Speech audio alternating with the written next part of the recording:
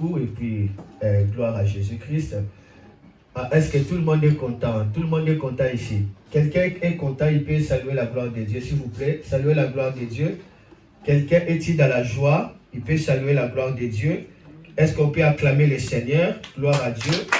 Je vois des gens joyeux, des gens joyeuses. Dieu est merveilleux. Prions. Seigneur, je te rends grâce pour ce moment que tu as béni. Merci pour la parole, merci pour le Saint-Esprit, merci pour la vie qui coule au milieu de nous. Merci pour des familles réunies dans cette maison et des familles qui nous suivent aussi en direct. Merci pour tout ce que tu vas faire dans le nom de Jésus. Nous avons ainsi prié. Amen, amen, amen. Nous sommes pendant la série où nous sommes en train de parler sur quoi? Sur la famille, n'est-ce pas? Amen. Le dimanche passé, on avait eu à parler un thème très important sur l'architecture de Dieu pour le mariage. Amen. Je ne saurais pas y répéter là-dessus. Amen. Mais je demanderai à toute l'église de retourner dans la vidéo. S'il vous plaît, écoutez ça encore et encore. Ça vous fera du bien. Amen. Moi-même, j'ai eu l'état d'écouter encore. Ça m'a fait du bien. Amen. Donc, ça aide ceux qui veulent commencer le mariage, ceux qui sont déjà dans le mariage. Donc, ça aide tout le monde. Et par là, j'avais dit il y a 3 étapes dans le mariage. Première étape, il faut d'abord faire quoi? Il faut d'abord quitter. Deuxième étape, il faut s'attacher. S'attacher, ça veut dire qu'on apprend à connaître l'autre. C'est l'amitié. Et après, dès qu'on est d'accord, maintenant, il y a la troisième étape, c'est quoi? C'est devenir une seule chair. C'est là où le rapport sexuel intervient.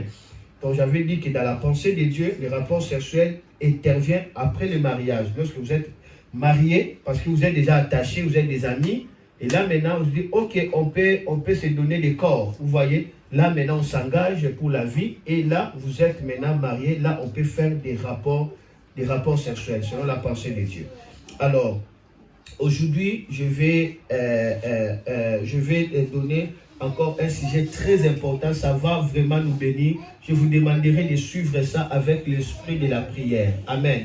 Et on va continuer comme ça. Aujourd'hui, je vais parler sur le virus des familles. Détruire le virus des familles. Nous devons apprendre ça en considération. Dans des familles, il y a des virus dans lesquels nous sommes appelés à faire quoi? Nous sommes appelés à détruire. Retiens bien, ma soeur, mon frère, il y a des choses qui sont vraiment des venins, des malheurs, des venins, des troubles, des venins, des maux. Ça veut dire plusieurs douleurs. Et ces venins-là rongent des familles. Ça brise les familles, ça ébranle des familles.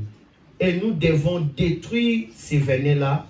Nous devons prendre soin de localiser ces virus et de le détruire. C'est pourquoi aujourd'hui je parle ici détruire le virus des familles. Est-ce que quelqu'un peut lever sa main droite et dire après moi, aujourd'hui je détruirai le virus de ma famille? Dis encore, aujourd'hui je détruirai le virus de ma famille.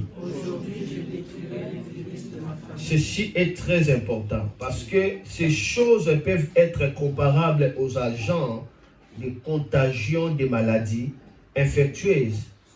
Ça peut être comparable aux germes pathogènes. Soit ça peut être comparable aux logiciels malveillants introduits dans le but de causer des dégâts, provoquer même des pertes de données. Vous savez, lorsque le virus entre dans les téléphones, vous le savez. Vous voyez, on vole des informations et le téléphone peut être détruit et on peut commencer à utiliser votre information, votre donnée pour nuire, n'est-ce pas? Et il y a des virus, c'est-à-dire que ça entre directement, votre famille est repérée dans le monde des ténèbres et on commence à nuire la famille. Lorsque le Seigneur m'a donné cette révélation, j'étais vraiment étonné. Ah bon, il y a vraiment des virus de famille. Voyez, est-ce que quelqu'un est-il motivé, quelqu'un est assoiffé de découvrir cela? Moi, je suis la première personne à être assoiffée pour le découvrir. Toi aussi, le même. Je crois que nous tous, nous voulons découvrir le virus des familles pour le détruire, pas pour le contempler, mais pour faire quoi? Pour le détruire. Alors, il faut savoir que la famille a été toujours ciblée par les diables depuis le commencement. Voilà pourquoi il y a des combats à travers certaines idées dangereuses, certains comportements nuisibles. Le but, tout simplement, les diables veut faire quoi? Il veut détruire quoi? Il veut détruire la famille. Il veut simplement détruire la famille. Alors, j'aimerais qu'on puisse lire le premier texte. Nous sommes dans le livre des Éphésiens. On va toucher Éphésiens chapitre 6, le verset 1 à 4. Éphésiens chapitre 6, le verset 1 à 4. Gloire à Dieu. Et puis on va lire le verset 10 jusqu'au verset 13e. Éphésiens chapitre 6, verset 1 à 4. Écoutez, la Bible dit, « Enfants, obéissez à vos parents, comme le Seigneur le veut. C'est votre devoir. Respecte ton père et ta mère.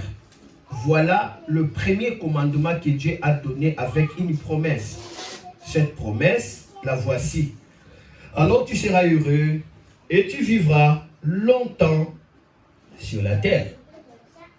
Et vous, les parents, ne poussez pas vos enfants à la révolte, mais pour les élever, corrigez-les et donnez-leur des conseils qui viennent du Seigneur. Donnez-leur des conseils qui viennent du Seigneur. Donc, être parent, ça demande aussi avoir la connaissance de la parole de Dieu. Vous qui voulez devenir des enfants, commencez déjà à étudier la parole de Dieu parce que la Bible dit élevez-les en lui donnant des conseils selon qui? Selon le Seigneur. Cela veut dire qu'il faut avoir la connaissance de la parole de Dieu pour leur communiquer quoi? Des conseils. Donc un bon parent doit être le sacrificateur de sa maison. Quelqu'un qui se tient pour garder sa famille. C'est pourquoi être père, être une mère, c'est une responsabilité. Et cette responsabilité est beaucoup plus spirituelle que intellectuelle, que physique. Vous voyez, parce que vous êtes là, vous gardez votre famille. Et la Bible dit, lorsqu'un ennemi vient entrer dans la maison, qu'est-ce qu'il fera? Il cherchera l'homme le plus fort de cette maison-là. Il lit cette personne-là. Après, il fait quoi? Il va piller sa maison. Maintenant, quel est l'homme le plus fort de la maison? Qui? Hein? Le père. Après le père vient qui? La mère. Pour une maison où il y a seulement la mère, l'homme le plus fort, c'est la mère. Là où il y a la mère et le père, l'homme le plus fort, c'est le père. C'est pourquoi on cherche à toucher le père pour faire quoi? Pour étrangler la famille. Laisse-moi vous dire, la sorcellerie ne peut pas toucher vos enfants. Si seulement si ça ne passe pas par vous. Il y a toujours des droits de transaction. Vouloir ou pas. Il y a toujours des droits. Donc la sorcellerie ne peut pas toucher un enfant. Si le père n'a pas donné l'autorisation, soit la mère. Mais le diable fera que le père et la mère donnent l'autorisation par la séduction, par la négligence, par l'ouverture des portes. Alors la sorcellerie peut entrer et la virus commence à faire quoi? À détruire la famille. Est-ce que quelqu'un m'a-t-il compris? Est-ce que je peux continuer à avancer? Là, c'est le conseil qu'on nous a donné. Mais lorsque nous touchons maintenant le verset 10e, la Bible dit, enfin, devenez fort avec la force très puissante du Seigneur. Prenez avec toutes les armes de Dieu pour pouvoir résister au piège de l'esprit du mal. Non, ce n'est pas contre des êtres humains que nous devons lutter, mais c'est contre des forces très puissantes qui ont autorité et pouvoir. Nous devons lutter contre les puissances qui dirigent le monde de la nuit, contre les esprits mauvais qui habitent entre le ciel et la terre. C'est pourquoi prenez toutes les armes de Dieu. Ainsi, dans le mauvais jour, vous pourrez résister. Et après avoir bien lutté, vous resterez debout. On vient de parler des relations des parents et enfants. On vient de traiter de l'harmonie dans la famille, mais la Bible dit attention, nous ne luttons pas contre la chair et le sang, mais contre les esprits qui ont autorité et pouvoir. Alors prenez toutes les âmes et les dieux. Pourquoi? Après avoir lutté, vous restez debout. Il y a des batailles lorsque vous entrez, après avoir fini les batailles, vous-même vous êtes détruit. Vous-même vous êtes comment? Détruit. Combattre c'est autre chose et rester debout après le combat c'est autre chose. Je connais des pasteurs, à cause des combats spirituels, leurs voix ont été enlevées. Ils ne parlaient pas. La voix ne fait pas sortir. Après, on l'amène en Afrique, il décide de faire l'opération. Le pasteur est mort. Je connais des vies troublées, des vies agacées, parce qu'ils sont entrés dans le combat spirituel, sans pourtant porter des armes de Dieu et rester debout après le combat.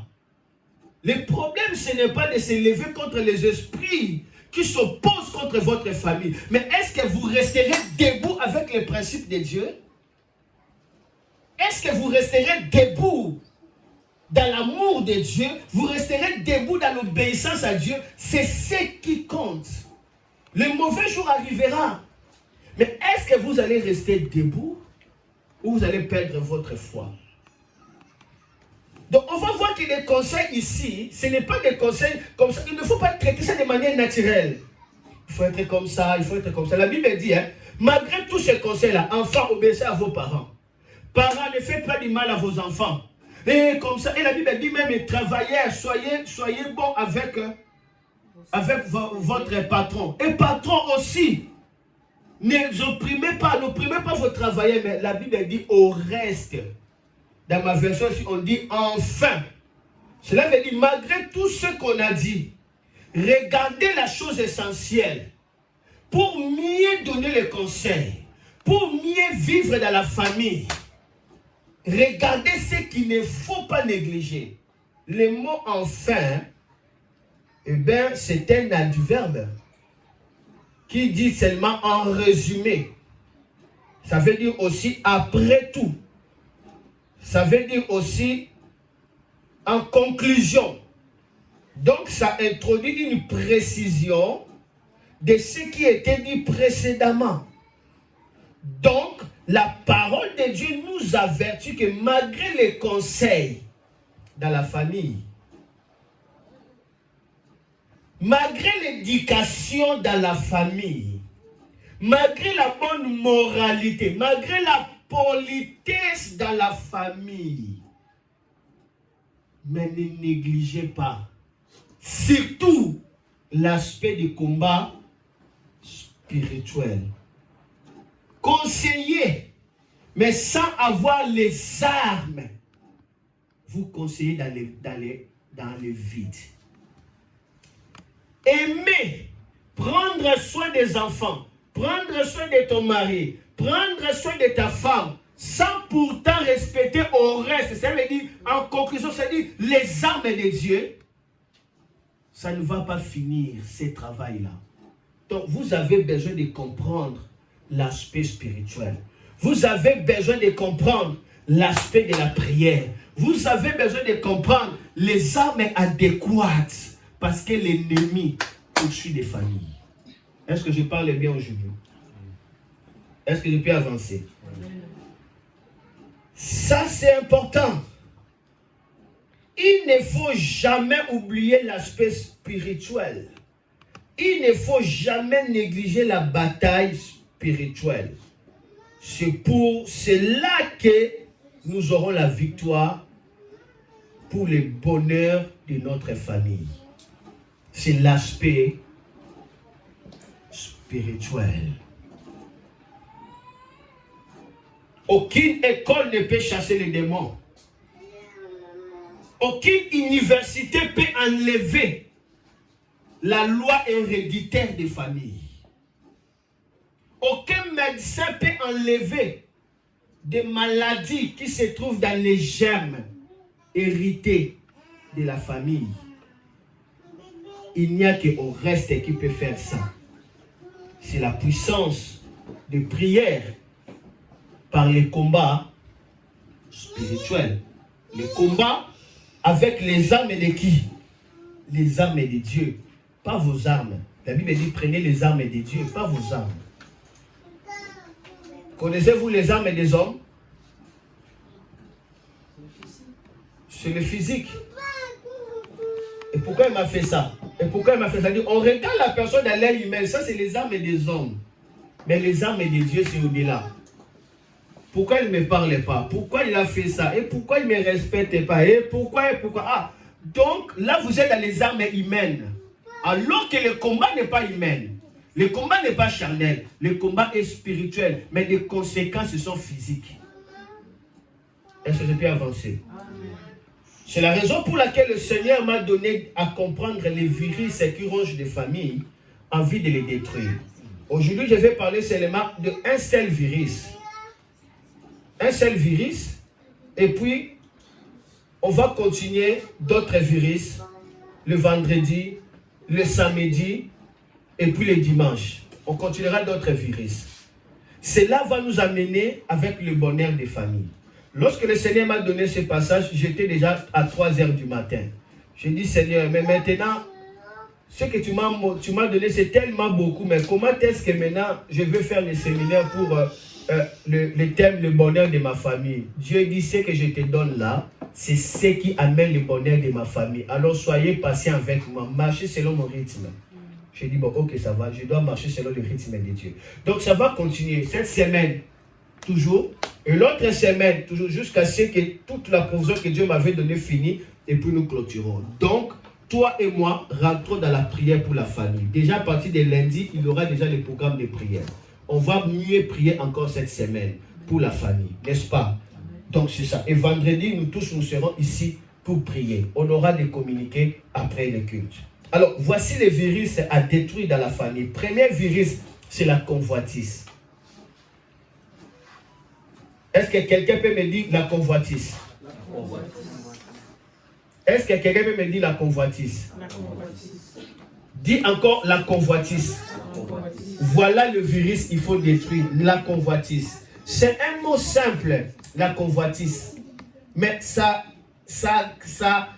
cache beaucoup de choses. La convoitise, c'est un virus dangereux pour des familles. La convoitise. C'est un virus très mordant pour des familles. Dès que cela est entré dans la famille, ça détruit la famille. La convoitise. C'est ce même virus qui avait détruit l'homme et la femme dans le jardin d'Éden. Ils ont convoité le fruit. Et le mal est entré. La convoitise. C'est cela même qui est la cause qui avait détruit la famille céleste.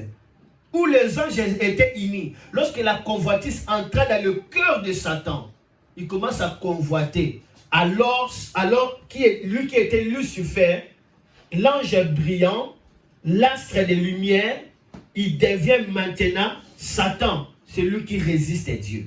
Satanas, en grec, c'est lui qui oppose à Dieu. Donc la convoitise change les données de ta vie. La convoitise va changer ta nature. La convoitise va modifier ta nature. Tu étais notre nature, par la convoitise tu deviens notre nature. Attention avec la convoitise. La convoitise veut dire un désir excessif de posséder ce que l'autre possède. La personne est rongée avec un désir excessif de posséder ce que l'autre fait quoi? Posséder. Maintenant, lorsqu'on a le désir excessif de posséder ce que l'autre possède, maintenant, ce que toi tu possèdes, tu ne vas pas commencer à voir sa valeur. Le paradoxe, c'est quoi? Lorsque une femme qui n'a jamais été honorée par son mari, d'un coup, cette femme commence à être honorée par d'autres hommes. C'est à ce moment-là que son mari commence à réaliser que j'ai une belle femme. Ça, c'est la convoitise. Et quand les autres commencent à la regarder, le mari devient très jaloux. Et pourquoi? il commence à contrôler sa femme. Ça peut être aussi vice-versa. La femme ne reconnaît pas la valeur de son mari, mais une fois seulement ses amis commencent à parler, ils atteignent un groupe, des gens commencent à dire, ah Seigneur, donne-moi vraiment cet homme. Un homme doux, ça vraiment, si vraiment j'ai cette femme, vraiment, tu es béni. Hein. Là maintenant, il commence à se rendre compte, il commence à faire la jalousie pour son mari. La convoitise va vous aveugler par rapport aux choses qui vous appartiennent. Et ça vous ouvrira les yeux aux choses qui ne vous appartiennent pas. Et ça ruine la famille. La convoitise est la plus grande instrument entre les mains du diable. Le diable utilise ça pour voler, pour dérober, pour détruire les hommes. Tout mal commence par la convoitise. Voilà pourquoi le diable travaille beaucoup plus sur les médias. Il travaille sur les réseaux sociaux. Il travaille sur les modes. Il travaille sur la séduction pour servir la part qui attire l'humanité. Et c'est l'impact de la convoitise. Le péché que nous avons a pour racine quoi? La convoitise. Regardez avec moi Jacques chapitre 1, verset 12 à 13. Je commence à m'avancer petit à petit. Jacques chapitre 1, touchons le verset 12 même jusqu'à 17. Jacques chapitre 1, le verset 12 à 17. Est-ce que je peux lire? La Bible dit ceci. Mes frères, regardez comme un sujet de joie complète les diverses épreuves auxquelles vous pouvez être exposés. Sachant que l'épreuve de votre foi produit la patience. Mais il faut que la patience accomplisse parfaitement son œuvre, afin que vous soyez parfaits et accomplis sans faillir en rien.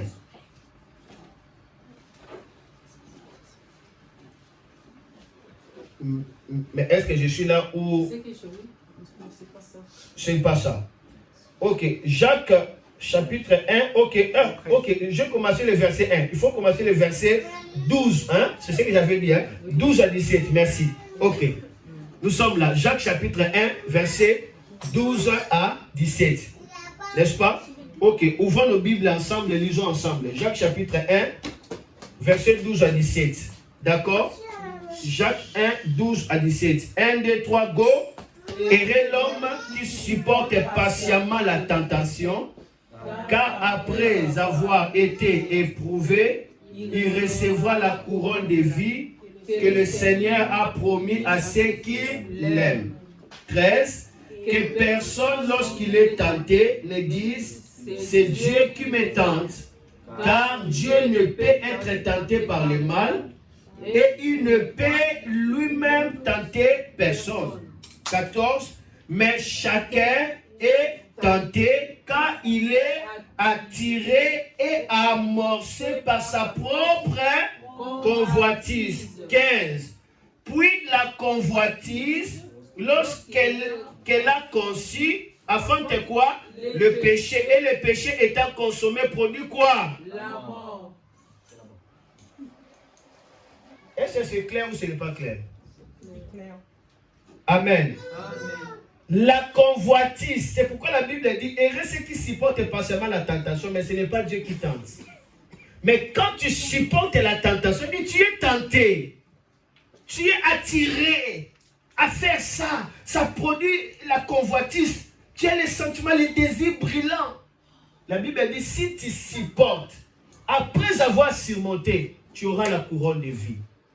Parce que si tu succombes dans la tentation, ça produira le péché, et le péché produira quoi? La mort. Et la Bible dit, ne dis pas que non, c'est Dieu qui m'a tenté. Ne dis pas aussi que non, j'ai été seulement tenté comme ça. Non, la Bible dit, on est tenté, on est attiré par notre propre quoi? Convoitise. Ça attire. Mais il faut retenir qu'il y a la convoitise de la chair. Quelqu'un est attiré par les désirs charnels. Si vous voulez connaître les désirs charnels, lisez Galates chapitre 5, vous allez comprendre tous les désirs charnels. Et Et il y a aussi la convoitise des yeux. Ça peut entraîner beaucoup de choses. Où la personne est attirée par quoi? Par les yeux, tout simplement. C'est-à-dire que ces yeux sont modifiés. Il aime que ce qu'il voit sur d'autres personnes, mais ce qui, là, il n'aime pas. Cela veut dire, tu as tes habits, tu n'aimes pas, tu n'apprécies pas, mais quand tu vois seulement quelqu'un d'autre porter ça, on dirait que tu vas la déshabiller là pour que tu la portes. Ça se trouve même dans des familles. Hein. Quelqu'un a abandonné ses habits, sa soeur prend seulement ça. Enlève ça, enlève ça. La convoitise est très dangereux. Hein. Très dangereux. Aujourd'hui, pour les mariés, ceux qui sont ici et ceux qui sont en train de me suivre là en ligne, hein, commencez maintenant à ouvrir les yeux sur vos femmes. Ouvrez les yeux sur vos maris. Commencez à les contempler maintenant, avant que d'autres puissent les contempler. Alléluia. Amen. La convoitise produit beaucoup de choses. Tu sais, lorsque tu contemples ta femme, il y a un désir de liberté, de calme et de joie, et ta conscience est libre. Et ça peut te donner la santé. Mais quand tu contemples la femme d'autres personnes, il y a un désir de tourment, un désir de trouble, ta conscience n'est pas libre et ça n'apporte pas la santé. Vrai ou faux? Donc, la convoitise amène des maladies dans le corps. Quelqu'un a écouté? Amen. Amène des troubles. Alléluia. Amen. Et ça vole quoi? La joie. T'as compris, hein? Et quoi? Et la paix, hein? Et quoi encore? Vous êtes intelligent. Et quoi encore? Même l'appétit, la fierté. La santé, l'appétit, la fierté, et il dit quoi? La santé, vous voyez des choses, hein? Et quoi? La faveur. Ça vole tout, hein? Maintenant, la convoitise, ça peut entraîner la cupidité. Quand on tombe dans la convoitise, on devient cupide. Quelqu'un qui recherche de manière immodérée du gain et de richesse. Il fait tout pour l'argent. Il fait tout pour des richesses. Il fait tout amasser de manière immodérée. C'est-à-dire la personne n'a pas la modération, n'a pas de maîtrise. La personne n'est pas modérée. La convoitise entraîne quoi? La cupidité. Et la convoitise entraînera quoi? La jalousie. Dis avec moi jalousie. Et si cette jalousie c'est mauvais, c'est irritation que l'on a de ne pas obtenir ou posséder ce que l'autre obtient ou possède. La personne est irritée de remarquer qu'il n'a pas possédé ce que l'autre a ou ce que l'autre possède. Ça peut être la richesse, ça peut être le succès, ça peut être la gloire, ça peut être les talents. Mentionnez tout ce que vous voulez mentionner. Et nous voyons que David, l'ami de Dieu, l'homme selon le cœur de Dieu, il a rencontré des souffrances, des troubles dans sa famille. À cause de quoi? De la convoitise. Quand il a convoité Bath-sheba, la femme du riz, le mal commence à entrer. Le cœur de David a été modifié. Oh là là. On doit lire ça. On doit vraiment lire ça calmement. On doit lire. Ouvrons nos Bibles. Ouvrons simplement nos Bibles aujourd'hui. On doit lire ça. Amen. Amen. L'homme selon le cœur de qui? Son cœur correspond à Dieu. Mais quand la convoitise est entrée, son cœur était correspondant à Satan. Il a fait des choses. Même Satan lui-même était étonné. ce que David, je vous dis ce que David avait fait. La convoitise. C'est très dangereux. Vous savez, l'humour c'est quoi? Il y a aussi d'autres fidèles. Hein? Ils convoitent d'autres pasteurs, ils ne regardent pas la valeur de leur propre pasteur. Est-ce que j'ai dit? Amen. On va voir un fidèle de l'église, dans sa photo profil, elle met notre pasteur. Et ici à Port de l'Ora, si tu fais ça, je te le dirai, tu me verras. Ça c'est quoi ça? Soit tu mets seulement ta photo, hein? Ne mets pas un autre pasteur. Si tu ne veux pas mettre ma photo, ok. Mais si je vois tu mets un autre pasteur, ça c'est quoi ça? Oh! Ton propre pasteur. Tu n'as jamais parlé de lui en public. Mais toi tu parles seulement d'autres pasteurs. Maman, ça modifie la convoitise. La quoi? Et il y a aussi d'autres pasteurs qui aiment trop les églises des autres. Si on les vide, là, le pasteur prépare l'enseignement, il rentre dans des jeûnes de prière. Mais dans son propre église, le pasteur ne prépare même pas la prédication. Il n'a même pas l'état pour ses brebis. C'est un pasteur de convoi, de convoitise. C'est dangereux d'être un pasteur comme ça. Il faut aimer son église. Je vous aime. Amen. Je vous dis la vérité. Amen. Amen. Il n'y a pas une autre église dans laquelle je suis très à l'aise qu'ici. Je vous dis la vérité. À cause de cet amour, chaque dimanche, je dors à 3 heures. Et je ne vais pas blaguer. Je dois vraiment faire quoi? Et préparer les messages. Vous méritez les messages de qualité. Amen. Touchons cet homme selon le cœur de Dieu, David. Nous sommes dans 2 Samuel, chapitre 12. Commencez le verset 7. 2 Samuel, chapitre 12. On va commencer le verset... Non, 2 Samuel, chapitre 11. Commençons le verset 1 à 5. Je vous ai promis qu'on va lire. Hein? On va lire. N'est-ce pas? 2 Samuel, chapitre 11, verset 1 à 5. Je lis ici dans cette version. L'année suivante, à la saison où les rois ont l'habitude de partir pour la guerre.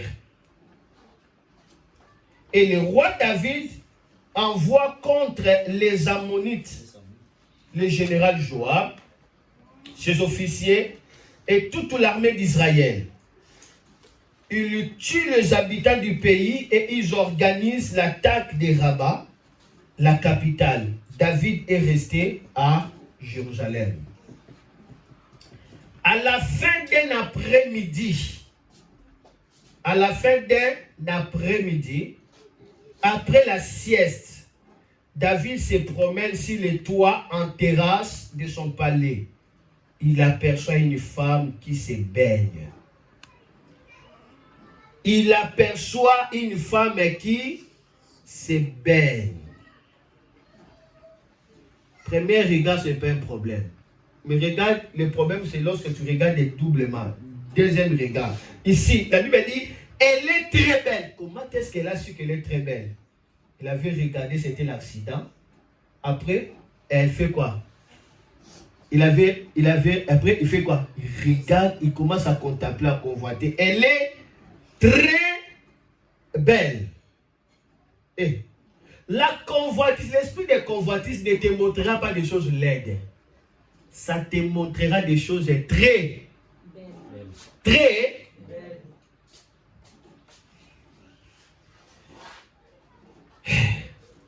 Il envoie quelqu'un demander qui est cette femme. On lui répond, hein, c'est Bathsheba, la fille d'Eliam, et la femme d'Uri, les Hittites. David envoie des messagers la chercher. Bathsheba arrive chez le roi. Elle vient juste de se purifier après ses règles. David passe la nuit avec elle, puis elle rentre chez elle. Comment est-ce... Ici, je dis, mais Seigneur Jésus, comment est-ce que tu peux préciser même des règles? Quel fait des règles? Est-ce que on devait préciser que Bathsheba venait de se purifier après ses règles? Comment on peut préciser ça? c'est que Bathsheba avait fait un piège contre David. Bathsheba ici, hein, la femme d'autrui, hein, tous ses regards étaient sur qui? Si David. Elle a bien étudié. Elle étudié comment est-ce que j'aurai cet homme. Et elle a entendu seulement le moment où un coup, une flamme, c'était le moment que Bathsheba attendait, quand il serait prête pour féconder. Et Bathsheba a réfléchi. Je vois David aime toujours se promener après les après-midi. Après ces siestes, David est toujours au-dessus là. Ah, quand le Seigneur commence à te lever, hein, tu verras Bathsheba. Bathsheba ne se trouve pas en bas, c'est sur la terrasse. Quelqu'un m'a-t-il compris? Amen. On ne voit pas Bathsheba en bas. En haut, tu verras Bathsheba. Bathsheba a calculé le coup d'état. Elle calcule. Pas maintenant. J'attends. Comme ça, dès que seulement je vais attirer David, j'aurai son enfant. Et c'est fini. Ça, c'est le complot de Bathsheba. Elle sait que David sort dans cette terre-là. Après savoir se purifier. Parce que j'avais demandé à Dieu, mais comment on peut parler de ça? Bathsheba savait que David serait là. Ce jour-là, Bathsheba commence à se laver seulement à cette terre-là. Et David innonça à Bathumoué pendant qu'il marchait. L'Éternel est mon berger. Je ne manquerai de rien. Il me fait poser. Il me fait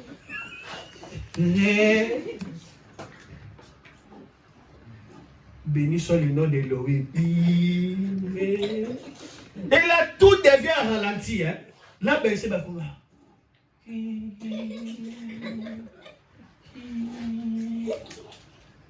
il me fait. Après David rentra, elle appelle quelqu'un. Venez. Est-ce que tu connais cette femme? La personne fait des recherches, elle lui dit bien, elle donne le nom de son père. Il donne même le nom de son mari. Il est le femme d'un vaillant soldat de notre pays, Iri. La femme d'autrui. Mais malgré cela, David n'a pas considéré parce que son cœur venait d'être déformé par quoi? La convoitise. David appela Bathsheba. Bathsheba arrive. Nulle part dans la Bible, on nous montre là où Bathsheba a riposté. Il n'a jamais parlé.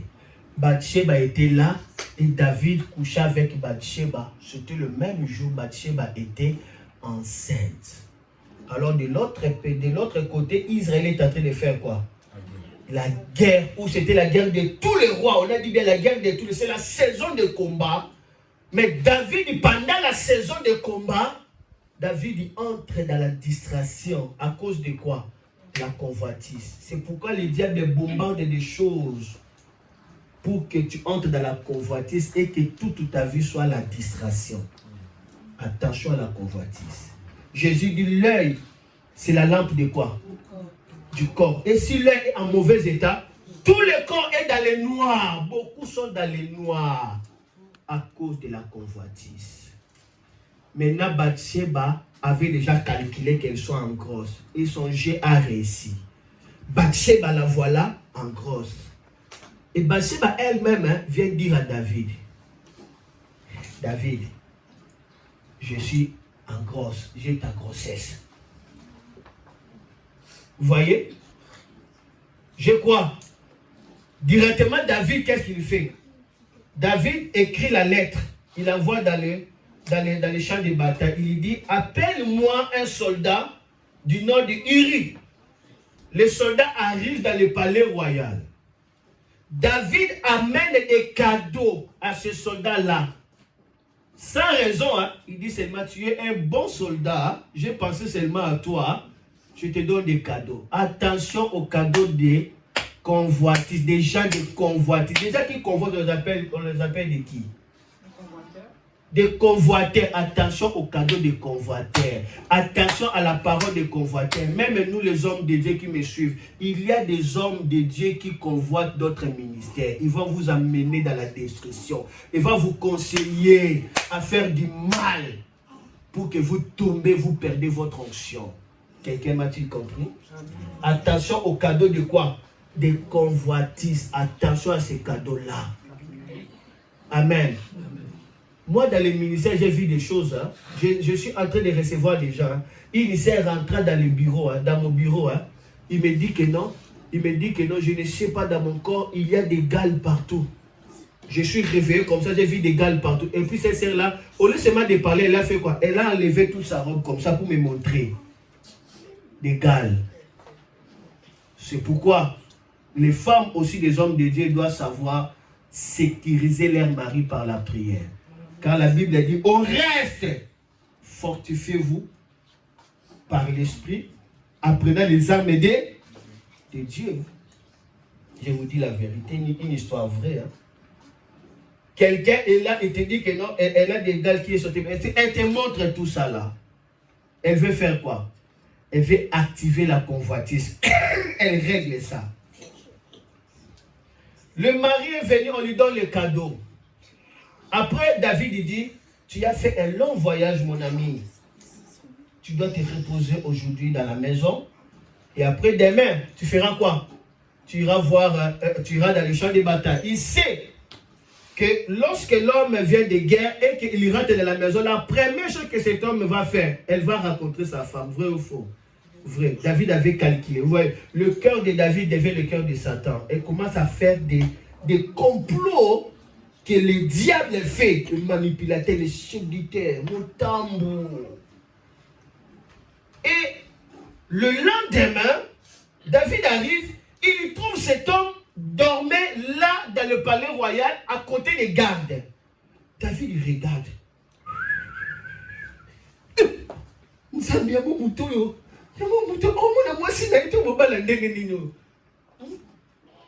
Il ne verra pas sa femme.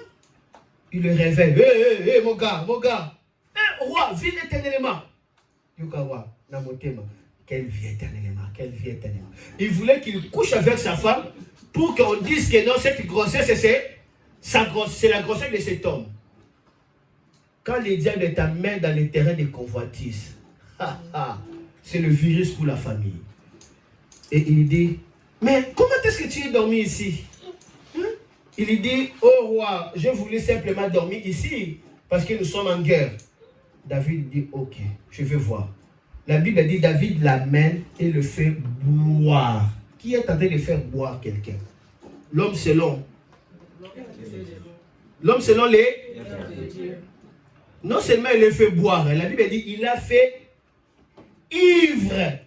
Jusqu'à ce qu'Iri commence à parler de n'importe quoi. Sa ivresse a été constatée. Même la Bible a constaté que ce jour-là, Iri était saoul. On a écrit ça. Et puis il dit qu'on l'amène chez lui. On l'a amené Iri chez lui. Dans son ivresse là, Iri quitta sa maison. Oh! Dans le palais royal avec des gardes. Iri devait la sentinelle. David se réveilla le matin. Il trouve seulement Iri était là. Si c'était de nos jours, David allait appeler Bathsheba. Est-ce que ton mari est déjà là? Bathsheba allait dire, elle n'est pas là. Qu'est-ce qu'on va faire maintenant? Qu'est-ce qu'on va faire? David dit, ah. Là déjà l'esprit du diable est entré. Hein? David dit, ah, il va maintenant me voir. Parce que toi, tu ne veux pas ce que moi je veux. Attends-le maintenant. Il écrit la lettre.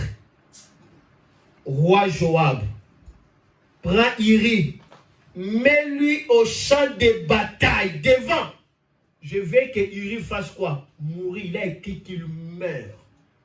La décision du roi. Il lui prend l'enveloppe. Il lui donne à Iri. Iri aussi n'a pas lu ça à cause de la loyauté. Iri prend la lettre de sa propre mort. Qui est en train de faire ça? L'homme selon le cœur. À cause de quoi? Quelqu'un comprend? Ça dégénère la qualité. Ça change la personne à devenir un dragon. Ça peut transformer la personne. La personne devient rude, méchante, amère et toutes les mauvaises choses. À cause de quoi? De la convoitise. Et cet homme dit, comment est-ce que je peux dormir dans ma maison alors que l'arche de Dieu est sous des tentes? On n'a pas encore construit le temple. Comment est-ce que je peux dormir alors que les généraux et les soldats sont dans la bataille et que moi je couche avec ma femme? Roi, sur ta présence, je ne le ferai pas. Uri a juré. Quand David a entendu ça, et que, ok, merci mon gars, il écrit la lettre des bombardements. Satan 2 était là.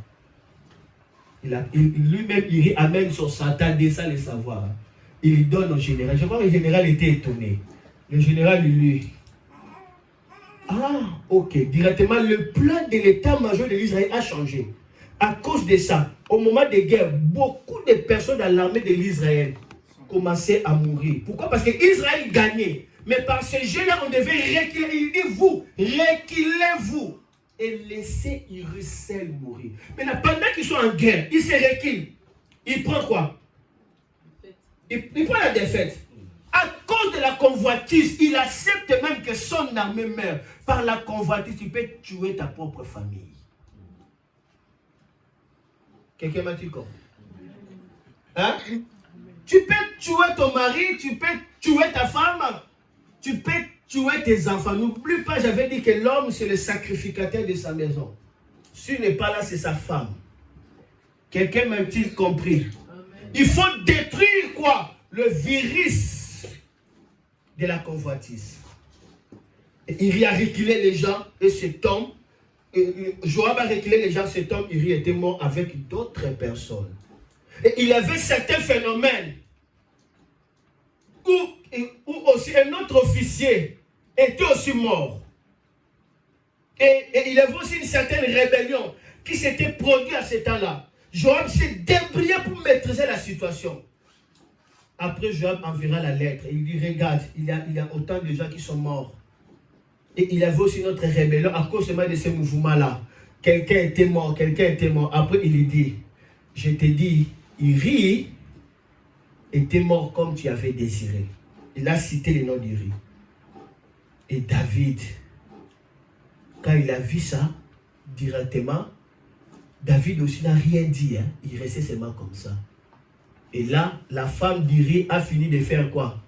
Le deuil de son mari. Quand la femme d'Uri finit de faire le deuil, la femme d'Uri elle-même, à la kwatoko, elle-même, elle vient entrer dans la maison. Hein? Mais voici David. La Bible dit ça. C'était sa femme elle-même entrant dans le palais. Elle n'a même pas honte. Donc j'ai compris que qui avait tendu ce piège-là? Mais David, est-ce que Dieu te comprendra parce qu'on t'avait tendu la piège? Le problème, c'est la convoitise. Parce que la Bible dit tu ne convoiteras pas. Amen. La femme est entrée dans la maison avec la grossesse. Et là, directement, l'homme de Dieu va venir prononcer des sentences. Le prophète arrive. Je vais lire des sentences qu'il avait prononcées. Amen. Amen. Nous sommes dans 2 Samuel maintenant chapitre 12. Commencez le verset 7 jusqu'au verset 18. Amen. Amen. 2 Samuel chapitre 12. Commencez le verset 7 jusqu'au verset 18. Nathan dit à David, l'homme qui a fait cela, c'est toi. Et voici ce que le Seigneur Dieu d'Israël te dit. Je t'ai consacré comme roi d'Israël. Là, c'est Dieu qui commence à dire. Je t'ai consacré comme roi d'Israël. Je t'ai délivré de la main de Saoul. Je t'ai donné autorité sur la famille de ton maître Saoul. J'ai mis dans tes bras les femmes de ton maître. Je t'ai donné le peuple d'Israël et de Juda. Si ce n'est pas assez, je peux encore te donner 2 fois plus. Pourtant, tu n'as pas respecté mes commandements. Pourquoi donc tu as fait ce qui est mal à mes yeux? Pourquoi tu as assassiné Uri, les Hittite? Oui, tu l'as fait tuer par les Ammonites et tu as pris sa femme pour en faire ta femme. Eh bien, à partir de maintenant, il y aura toujours des morts violents dans ta famille. En effet, tu t'es moqué de moi en prenant pour femme la femme d'Uri Hittite. Tu t'es moqué de moi. La convoitise peut t'amener à se moquer de Dieu. Et quand Dieu constate que tu te moques de lui, tu auras des sentasses. Parce que Dieu a fait tellement du bien à David, mais à cause de la convoitise, le cœur de David est transformé. David se moque de qui? De Dieu, sans le savoir. Je continue. Il dit, écoutez ce que je t'annonce. Je vais faire venir le malheur sur toi. Et ce malheur viendra de ta propre famille. Je vais prendre tes femmes sous tes yeux pour les donner à l'un de tes parents. Cela veut dire ceux qui viennent de ta famille. On l'appelle parents ici. C'est-à-dire le lien de parenté. Et celui-ci couchera avec tes femmes en plein jour. Toi, tu avais pris la femme d'autrui. Mais pour moi, je ferais que dans ta propre maison, qu'on couche avec tes femmes. Ça ne serait pas une autre personne. Toi, ça serait tellement fort les santas. Pas une femme, mais tes femmes, à cause de ce que tu as fait. Oui, ce que tu as fait dans le secret, moi, je te ferai arriver en plein jour, devant tout le peuple. Alors David répond à Nathan, je reconnais mon péché devant le Seigneur. Nathan dit à David, dans ces cas, le Seigneur te pardonne. Tu ne vas pas mourir. Mais, dans cette affaire, tu as gravement méprisé le Seigneur. C'est pourquoi ton enfant qui vient de naître doit mourir. Ensuite, Nathan rentre chez lui. David aime Bathsheba et son amour transcende directement sur qui? Sur cet enfant-là. On lui dit bien, tu as méprisé le Seigneur, cet enfant va mourir. Mais David rentrait en gêne. Quand il a entendu ça, David commence à gêner, il commence à se taler à terre. Il ne veut pas porter des habits royaux, il ne veut pas manger. Miséricorde que cet enfant vive. Oh, tu veux prier Dieu par la drogue de la convoitise. Dieu n'attendra pas. Attention à la convoitise. David a pleuré, a prié. L'enfant était mort. On voit que par la convoitise, le main de David était couvert de quoi? De sang. À cause de ça, Dieu dit, tu ne me construiras pas le temple, hein, parce que ta main est couverte de quoi? De sang. L'homme selon le cœur de Dieu, qui a chanté plusieurs chansons sur le temple. Il avait le cœur pour bâtir le temple.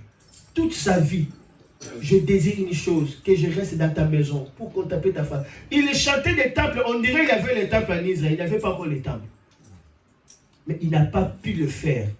À cause de la fidélité de Dieu, Dieu fera que son fils Salomon le fasse. La fille, le fils de la femme d'Uri le fasse. Pour récompenser, parce que Dieu avait tellement frappé. À cause de la convoitise, on verra un jour comme ça, l'un des fils de David va regarder sa propre sœur. Ils ont le même père, mais de mères différentes. Elle regarde sa propre sœur. La Bible dit, cet homme-là tombe en fièvre à cause de la beauté de sa sœur. Elle fait des fièvres jusqu'à ce qu'elle coucha. Il coucha avec sa propre sœur. As-tu déjà vu quelqu'un devient malade à cause de la beauté d'une femme? Mais quelle est cette femme-là à qui elle devient malade? Sa sœur. Le vent de la convoitise amène l'envoûtement, sorcellerie. L'inceste est entré. L'envoûtement terrible.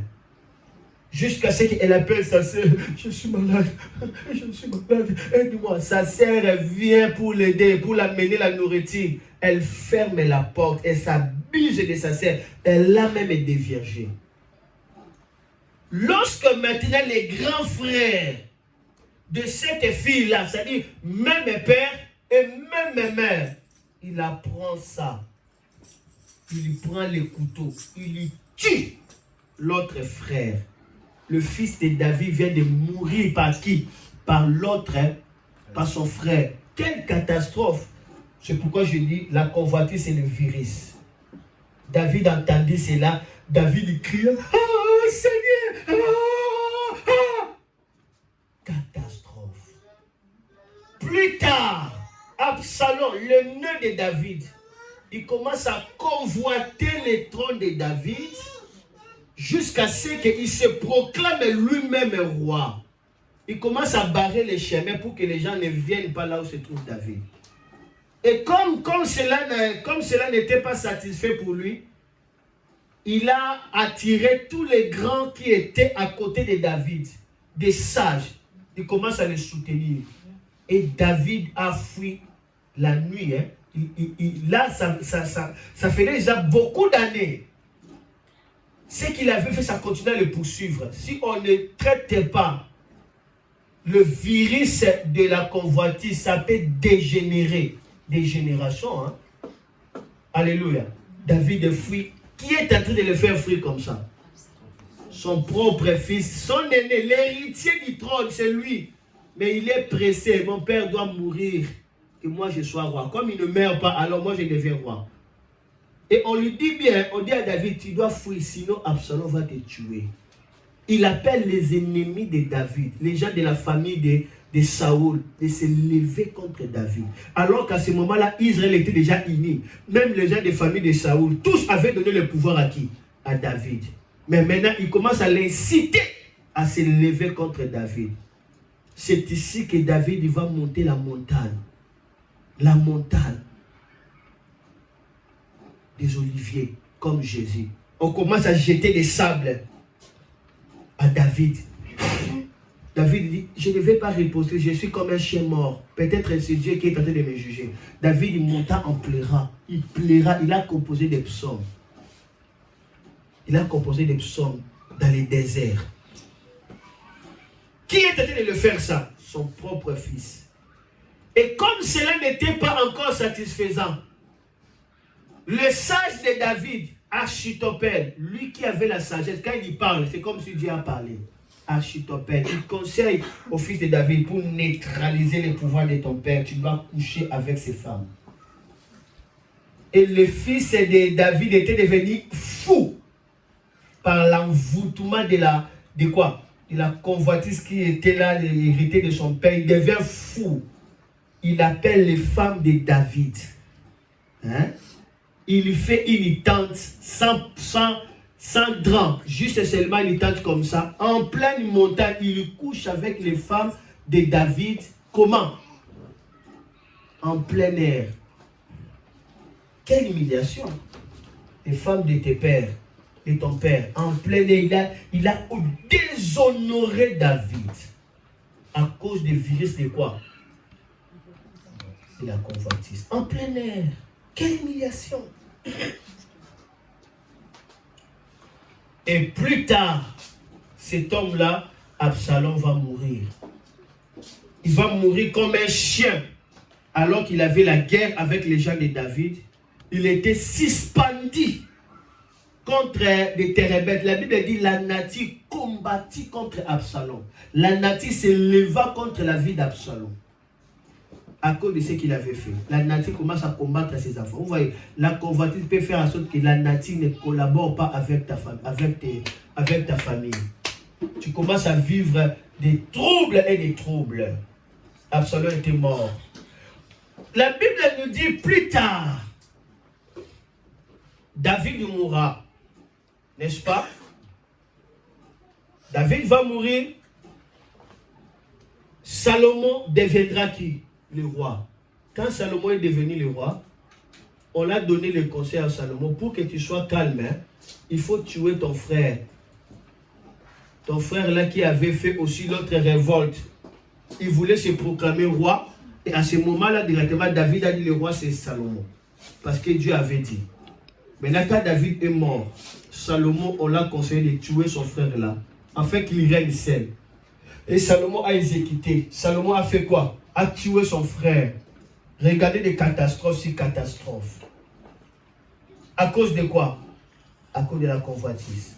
Salomon lui-même, le bien-aimé de Dieu. Salomon veut dire bien-aimé de Dieu. David est l'homme selon le cœur de Dieu. Salomon, bien-aimé de Dieu. Il devient roi, il devient riche. Après, son cœur se détourne de Dieu. Il va aimer plusieurs femmes. À la fin du compte, c'était la convoitise. Il sera quoi? Il sera lui-même perdu. Il va dire vanité, de vanité, tout est vanité. On va voir que toutes ces choses-là proviennent par quoi? Proviennent tout simplement par quoi? Par la puissance de quoi? Par la puissance de la convoitise. Amen. Attention à la convoitise. Est-ce que quelqu'un me comprend? Attention à la convoitise. Je crois que par là, je me limite par là et puis j'ai déjà terminé aussi le message. Que le Seigneur puisse bénir sa parole. Amen. Attention à quoi? À la convoitise. Alors maintenant, j'aimerais que nous puissions prier. On peut se tenir debout.